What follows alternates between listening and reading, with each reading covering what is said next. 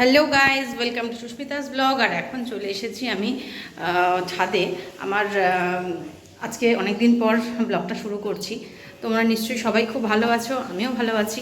তো আজকে যেটা নিয়ে ব্লগ করছি আর কি, অ্যাকচুয়ালি আমার ছাদে তো কিছু গাছ লাগিয়েছি, আর সেখানে কিছু ফল হয়েছে, সবজি আর কি হয়েছে। তো ভেবেছিলাম যে সেই সবজিগুলো দিয়ে যখন হবে, আমি আমার ঘরে গোপাল আছে, সাইরাম আছে, লক্ষ্মী ঠাকুর আছে, তো সবার জন্য একটুখানি সিদ্ধ ভাত করবো, খুব ইচ্ছা হয়েছিল। তো তোমাদের দেখাই, সবজি তুলে রেখেছি। তো তখন যখন তুলেছি তখন আর দেখানো হয়নি। তো এই হচ্ছে বরবটি গাছ, বরবটি হয়েছে, এদিকে বেগুনও হয়েছে। বেগুন গাছে দেখতে পাচ্ছ কিনা, ভেতরে বেগুন হয়ে আছে। যেগুলো হয়েছিল আগে, যেগুলো তোলার মতন তুলে নিয়েছিলাম, তো সেইগুলো দিয়েই এখানে দেখো বেগুন গাছে বেগুন হয়েছে।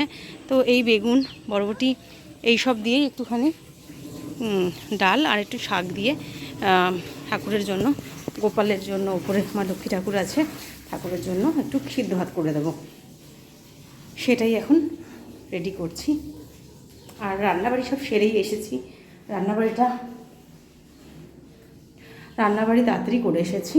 একটু নিচ থেকে আলুটা নেব। আলুটা আমার রান্না হয়নি, মানে গাছে হয়নি, আমার কেনা আলুই দোকানের।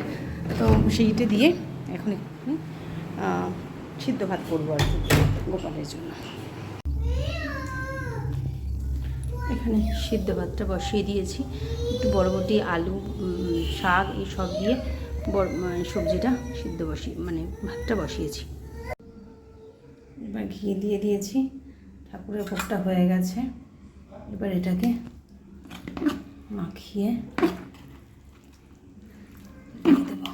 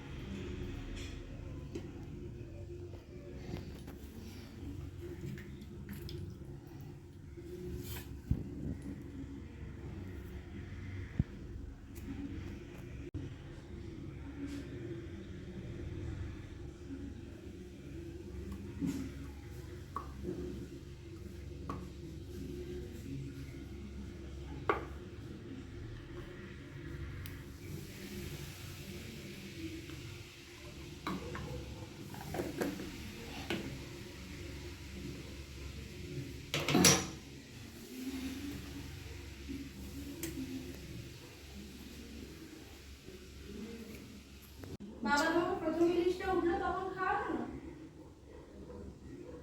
ও বাড়িতে ইলিশ মাছ ভুলে গেলে, ইলিশ সরষে ইলিশ, ওটা আমার মায়ের রেসিপি যেটা আমি বানাই, আর একটা আমার শাশুড়ির রেসিপি যেটা বেটে বানাই। উপর থেকে পুজো দিয়ে চলে এসেছে নিচে ডাইনিং টেবিলে। সেখানে এখন করা হচ্ছে ইলিশ মাছের লেজার ভর্তা। সেই মতো ইলিশ মাছের লেজাটা ফ্রাই করে রেখেছি, আর শুকনো লঙ্কা ফ্রাই করে রেখেছি। এখন ইলিশ মাছ থেকে লেজার মধ্যে যে কাঁটাগুলো থাকে, প্রচুর কাঁটা থাকে, তো কাঁটাগুলোকে ছাড়ানো হচ্ছে ভালো করে, লেজার কাঁটাগুলো। আর মেন যে কাঁটাটা থাকে, সেই কাঁটাটা ভালো করে ছাড়িয়ে নিয়ে মাছগুলোকে ভালো করে বেছে নিয়ে, ছোট হামল দিস্তা আছে যেটা, সেটার মধ্যে থেতো করে নেওয়া হবে শুকনো লঙ্কা আর মাছটাকে ভালো করে থেতো করা মাছটা, তার সঙ্গে একটুখানি পেঁয়াজ কুচি আর সর্ষের তেল সব দিয়ে মাছগুলোকে ভালো করে মাখিয়ে নিলেই হয়ে গেল আমাদের লেজা।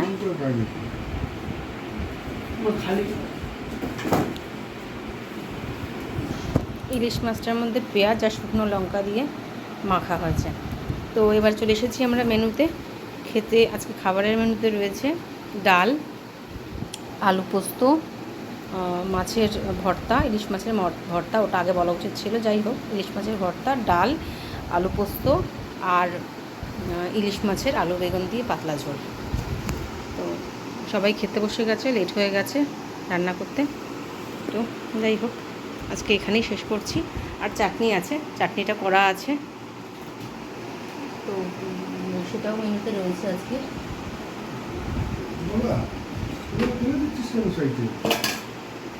জলপাইয়ের চাটনি রয়েছে আজকের,